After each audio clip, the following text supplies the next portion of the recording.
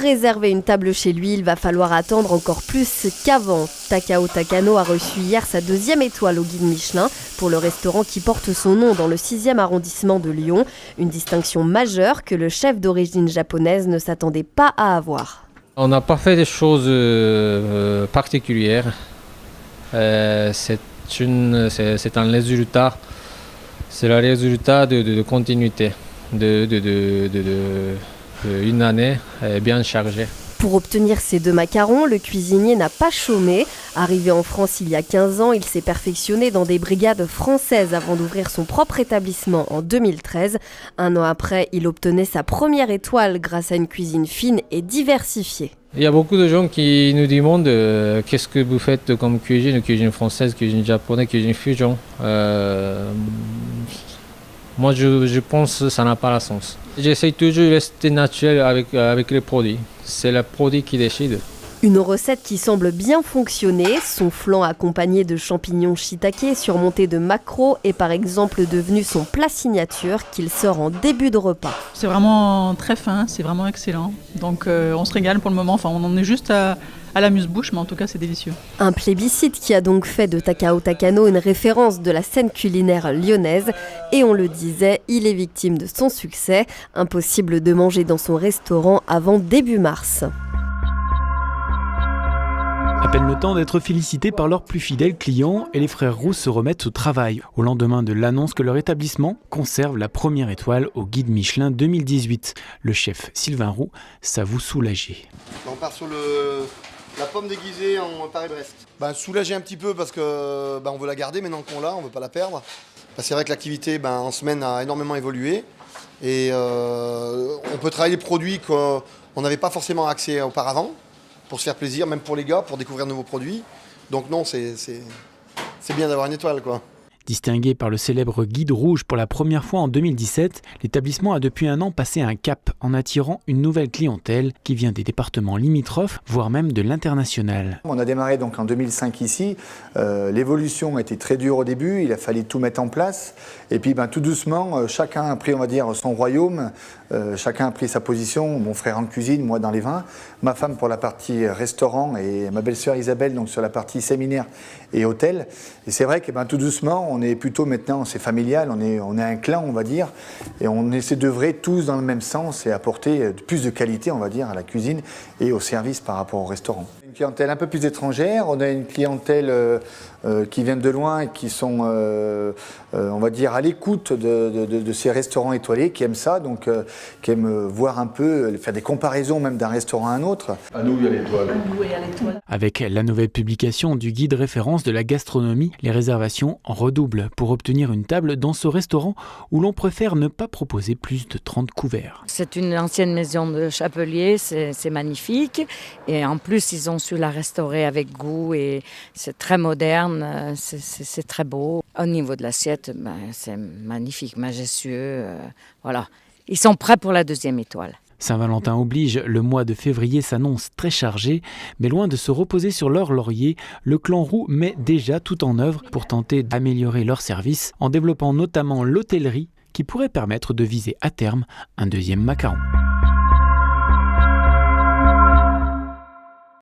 La première pierre a été posée ce matin. Le pôle de loisirs du Groupama Stadium devrait voir le jour dans les 2 ans à venir à Dessines, un vaste complexe situé au nord du stade de l'OL. Il comprendra un bowling, des restaurants, un escape game ou encore un parcours ninja, tout ça concentré sur 23 000 m². On a besoin de sport de haut niveau, on a besoin de loisirs, on a besoin d'infrastructures qui permettent en fait de faire rejoindre un certain nombre de communautés, un certain nombre de catégories sociales différentes. Et donc le pôle de loisirs va être le côté entertainment de notre projet sur place. Un véritable quartier avec des bâtiments à l'architecture bien particulière. Nous sommes partis sur un concept de village de loisirs avec des implantations rythmées autour de placettes, autour de ruelles intérieures et surtout avec un niveau qualitatif assez élevé, avec des revêtements extérieurs et des revêtements façades inhabituels pour ce type de bâtiment. On est sur du polycarbonate transparent, lumineux, lumineux. En plus de ce centre de loisirs, les abords du Grand Stade vont voir apparaître d'autres équipements d'ici 2019, notamment un hôtel, des immeubles de bureaux et un centre médical. Une inauguration sous la neige, ça fait du bien. Méribel se modernise avec ce nouveau télésiège 6 places débrayables pour remplacer 2 téléskis obsolètes de plus de 40 ans. Désormais, ce sont 2500 skieurs par heure qui pourront passer contre 1500 auparavant. Coût total du projet, 7,4 millions d'euros. Avec tous ces aménagements, le versant a été remodelé. Effectivement, on fait une remontée qui est rapide, mais nos clients ils viennent pour descendre et pour skier. Et on a ici, sur ce versant, un versant qui est exposé au nord avec de la très bonne neige, et puis des pistes qui sont rouges et noires. Donc c'est un versant pour skieurs expérimentés. Effectivement, les skieurs expérimentés peuvent emprunter 7 pistes. Back to the Wild comprenait retour à la nature, une piste sécurisée mais non damée pour retrouver les sensations de hors-piste. Le but, c'est bien évidemment de ramener de nouveaux clients.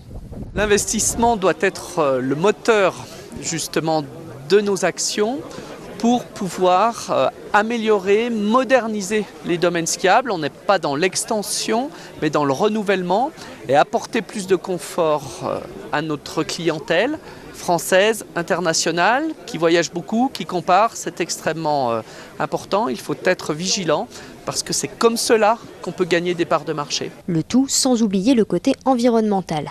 Depuis 10 ans, la Société des Trois-Vallées tente de mettre en place une énergie propre. Il y a un aspect respect de l'environnement et respect de l'environnement au quotidien. La Société des Trois-Vallées utilise de l'énergie propre depuis plus de 10 ans maintenant. Nous réfléchissons à chaque fois que nous faisons une remontée à comment l'intégrer au mieux dans l'environnement sans détruire l'environnement. Et puis c'est aussi une préoccupation, alors c'est une préoccupation de court terme aussi sur les appareils. Par exemple, on récupère l'énergie pour chauffer les bâtiments. Sur une autre remontée, on utilise de l'énergie solaire pour pouvoir éclairer les cabines, etc.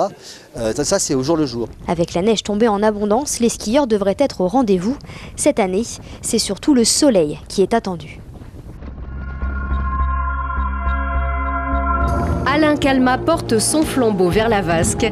Quelques marches seulement et une montée moins vertigineuse. Mais le cœur bat fort lorsque la flamme se ravive, aussi fort que ce 6 février 1968, au bout d'une course qui fit entrer l'homme dans la légende. 50 ans plus tard, son émotion reste ardente.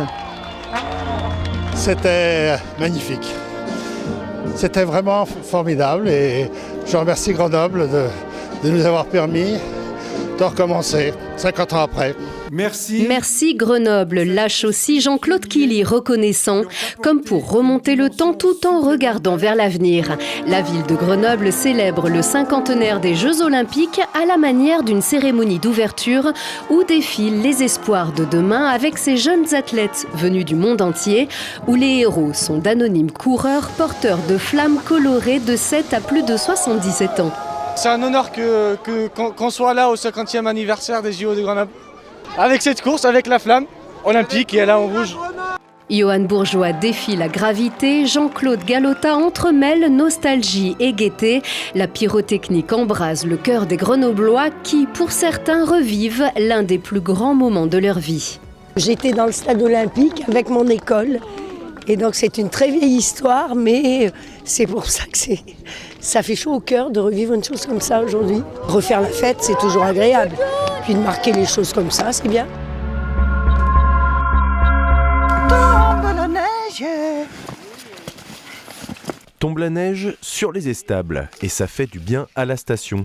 Non, vous n'êtes pas dans une grande station alpine, ni même pyrénéenne, vous êtes au cœur du Mézin, à 20 minutes du Puy-en-Velay, et la station se met en chauffe juste avant les vacances de février. Là c'est plutôt très bien lancé, oui, donc on a eu un enneigement un peu aléatoire là, sur le début de janvier, mais après on a eu quand même de bonnes chutes de neige, et puis maintenant là ça semble être bien lancé avec les dernières chutes de neige de cette semaine.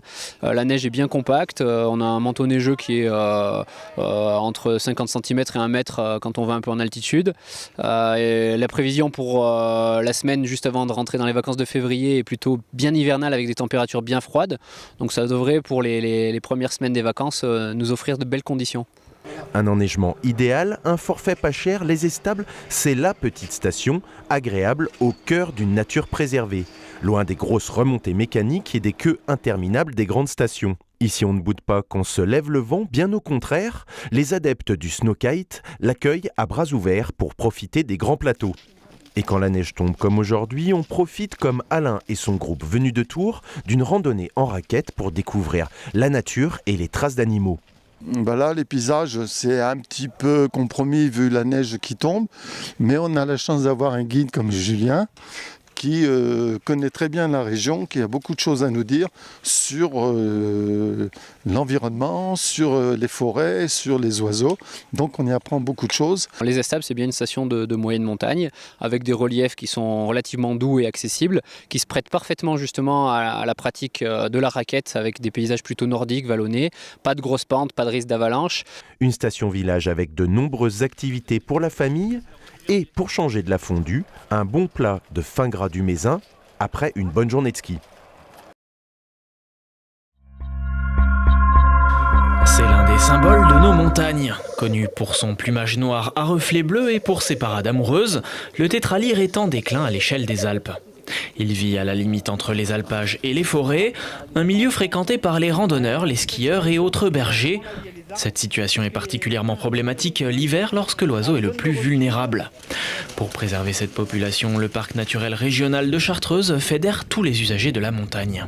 Donc on a réuni les sportifs qui pratiquent le ski de randonnée, la raquette, les photographes, les naturalistes, les chasseurs, toutes les personnes qui étaient de bonne volonté et qui acceptaient d'être autour de la table et de discuter avec tout le monde. Les premières priorités qui sont sorties de préservation et d'action, c'est de mettre en place des zones de refuge hivernal, c'est-à-dire des zones sur les zones d'hivernage du tétralyre où on ne va pas aller skier et on ne va pas aller faire de la raquette. L'hiver, le tétralyre n'a pas beaucoup de nourriture. Il a besoin de se protéger du froid et d'économiser son énergie. Pour cela, il s'enterre dans la neige et sort de temps à autre pour se nourrir. Si on le dérange durant cette période, il s'envole, se fatigue et s'affaiblit. Le parc de Chartreuse instaure des zones de refuge hivernal sur les espaces naturels d'hivernage de l'oiseau, comme ici sur le Charmançon. Des panneaux sont là pour les délimiter et sensibiliser les promeneurs. Partie prenante de la démarche depuis les concertations jusqu'à l'installation de la signalisation, les membres du club alpin français. Le club alpin a dans sa raison d'être, premièrement d'emmener des gens en montagne, les rendre autonomes, découvrir la montagne, faire du sport, mais également dans sa raison d'être, c'est la connaissance et le respect du milieu montagnard, puisque c'est notre milieu où nous pratiquons nos sports, c'est notre terrain de jeu, et on voudrait que notre terrain de jeu garde ses spécificités de zone sauvage, avec sa faune et sa flore.